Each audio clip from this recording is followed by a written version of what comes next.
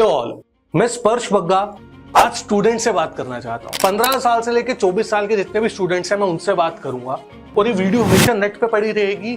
आपका जब मन करे आप देख सकते हैं, क्योंकि ये वीडियो हमेशा आपका भला करेगी। मैं आपको कुछ ऐसे पॉइंट्स बताऊंगा जो आपको अपनी जिंदगी में ध्यान रखने हैं ताकि आपके अंदर जो मैच्योरिटी है वो जल्दी आ पाए। आपको सबसे पहली चीज ये ध्यान रखनी है कि आपको गॉसिपिंग से दूर रहना है। गॉसिपिंग का मतलब आप जैसे दोस्त है, अगर एक दोस्त दूसरे की बुराई कर रहा है तो आपको उस पर्टिकुलर पॉइंट से निकलना है जल्दी से जल्द। आपको अपने मुंह से ज्यादा बुराइयां नहीं करनी और ना सुननी है, क्योंकि आप जितना ज्यादा गॉसिपिंग में पड़ोगे उतना ज्यादा आप खराब की चीजें सोचोगे और उन चीजों को सोच के आपको कोई सॉल्यूशन मिलने वाला है नहीं, आपका कोई भला होने वाला है नहीं। तो आपको गॉसिपिंग में नहीं रहना, तभी आप जिंदगी में कुछ बेटर कर पाओगे। पॉइंट नंबर 2 है कि आपको हमेशा कैलकुलेटिव रहना है। कैलकुलेटिव रहना अपने आप में बहुत ज्यादा जरूरी है। कैलकुलेटिव जैसे आप मार्क्स में रहते हैं, कैलकुलेशन से ही पूरी जिंदगी चलती है। देखिए 15 साल से 18 साल के बच्चे जो है, पहले मैं उनको समझाता हूँ। आप आज जिस स्कूल में पढ़ रहे हैं वहां पे आप पीरियड्स के हिसाब से पढ़ते हैं। जैसे आप सुबह जाते हैं, अर्ली मॉर्निंग 8 बजे आपका स्कूल लगता है, फिर प्रेयर होती है, फिर उसके बाद आपका 1 पीरियड होता है, 2 पीरियड होता है, तीसरा होता है, चौथा होता है, उसके बाद इंटरवल हो जाता है, उसके बाद 4 पीरियड दोबारा होते हैं और उसके बाद आपकी छुट्टी हो जाती है। एक टाइम टेबल डिसाइडेड है। इसी तरीके से जैसे ही आप उस स्कूल से बाहर निकलेंगे तो आपको ये नहीं सोचना कि आप किसी जेल से बाहर निकले हैं।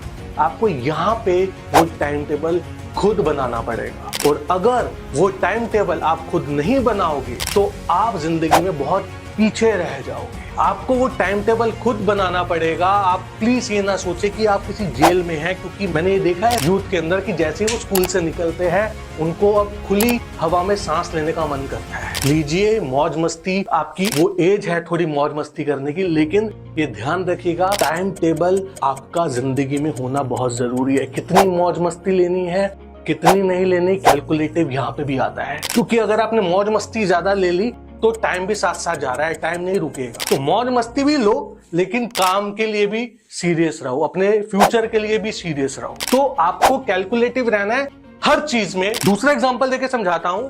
आपको कोई चीज कोई समझाता है तो आपको ये जरूर देखना है कि उस चीज का आप पे क्या इम्पैक्ट पड़ा। ध्यान से समझाता हूं, बहुत से लोग यहाँ पे गलती करते हैं, स्टूडेंट्स खासकर। फॉर एग्जाम्पल, आप किसी दोस्त के पास गए, उस दोस्त से जब आप वापस आए, उस दोस्त से मिलके जब आप वापस आए तो आपका मूड अच्छा था या आपका मूड खराब था? अगर आपका मूड खराब था तो वो दोस्त आपके लिए नहीं बना। मैं दोस्त की बात कर रहा हूं।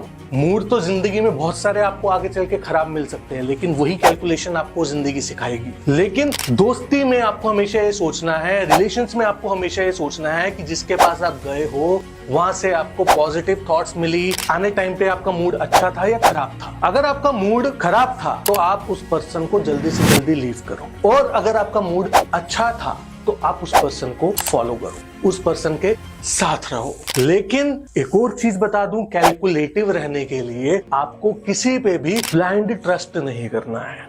ये बच्चों के साथ ही प्रॉब्लम है ज्यादा।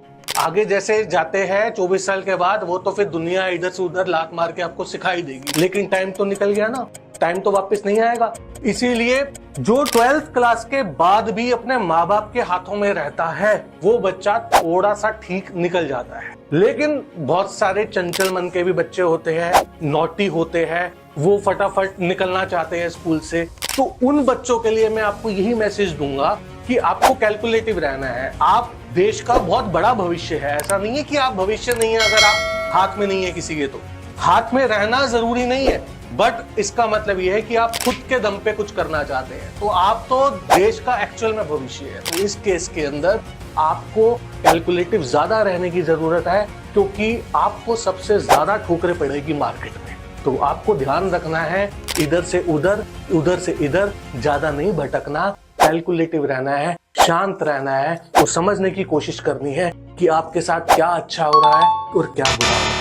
पॉइंट नंबर 3 आपके लिए इतना ज्यादा इंपॉर्टेंट है, जो आपको बहुत ज्यादा बड़े बड़े ब्लंडर से बचा सकता है। अगर आप किसी भी दुख से जूझ रहे हैं, किसी भी परेशानी से जूझ रहे हैं, तो आपको वो परेशानी बिल्कुल राइट पर्सन के आगे जाके डिस्कस करनी है, बिल्कुल राइट पर्सन के आगे जाके। आपको वो परेशानी ऐसे पर्सन के आगे जाके डिस्कस नहीं करनी जो बिल्कुल ओपनली आपसे बात करे, क्योंकि आप एक स्टूडेंट है, ये बात ध्यान रखिएगा। आपका कोई भी फायदा उठा सकता है, तो आपको ये ध्यान रखना है, क्योंकि आप इनमेच्योर है। देखिए 18 साल के बाद आप एक अडल्ट है, लेकिन कहीं ना कहीं आप एक स्टूडेंट है। आपको ये बात याद रखनी है, हमेशा याद रखनी है। 24 साल तक एटलीस्ट आपको अपने आप को स्टूडेंट ही समझना है, क्योंकि वो एक जिंदगी का ऐसा पड़ाव होता है जहाँ पे आपको खाली सीखना सीखना सीखना सीखना सीखना सीखना और सीखना ही है। तो आपको अपनी बात किसी की भी सामने जाके ऐसे डिस्कस नहीं करनी है। अगर आप किसी प्रॉब्लम में हैं, सबसे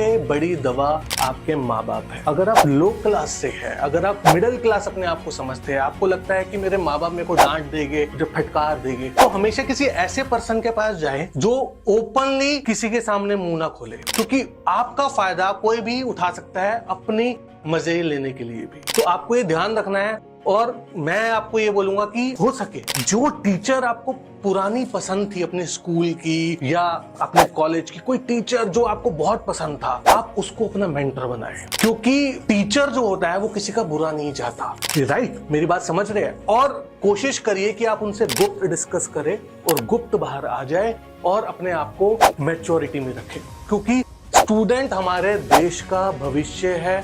आप हमारे देश का भविष्य है, ये बात आपको अभी नहीं पता, लेकिन बाद में जब आपको पता लगेगी तो देर ना हो जाए। भारत को जल्दी आगे बढ़ना है तो आपको पहले सुधरना पड़ेगा, हमारे भविष्य को पहले सही बनना पड़ेगा। जितने भी नोटी है, जितने भी YouTube पे खराब कमेंट देने वाले लोग हैं, वो तो भविष्य है एक्चुअली में, बस वो थोड़ा सा भटक जाते हैं अपनी बात से, अपनी जगह से, अपने दिमाग से, इसलिए वो हरकतें करते हैं।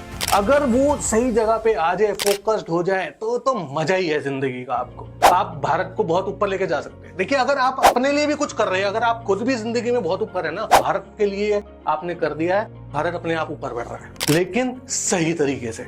इस तरीके की सोच रख के आप कभी ऊपर नहीं बढ़ पाओगे। दोबारा से नॉटी स्टूडेंट्स को एग्जांपल देके समझाता हूँ। आपकी टीचर आपको पढ़ा रही है, आपने उस टीचर को कुछ सुना दिया, मजे ले लिए, मतलब जोक सा कर दिया, तो उस केस में क्या होगा, वो पढ़ाई, वो जो सब्जेक्ट था उसमें आप इंटेलिजेंट नहीं बन पाओगे। जरूरी नहीं है कि वो सब्जेक्ट आपके लिए बहुत इंपॉर्टेंट था, भगवान ने आपके लिए कुछ अच्छा ही सोचा होगा, लेकिन वो मजे लेने की आदत जब तक आपकी नहीं जाएगी, तब तक आप जिंदगी में ऊपर नहीं कर पाओगे। या तो आप फिर कपिल शर्मा शो की तरह आगे निकल जाओ, तो बात अलग है कि कपिल शर्मा मजे मजे में ही निकल गया, मजे मजे में ही उसकी जिंदगी बन गई, तो बात अलग है। लेकिन कपिल शर्मा भी ऐसे कमेंट नहीं देता, क्योंकि उसको भी पता that is my profession now. तो ये समझने की आपको कोशिश करनी है, ये आपका भविष्य है, आप भारत का भविष्य है। आई होप स्टूडेंट्स इस बात को मेरी फॉलो करेंगे।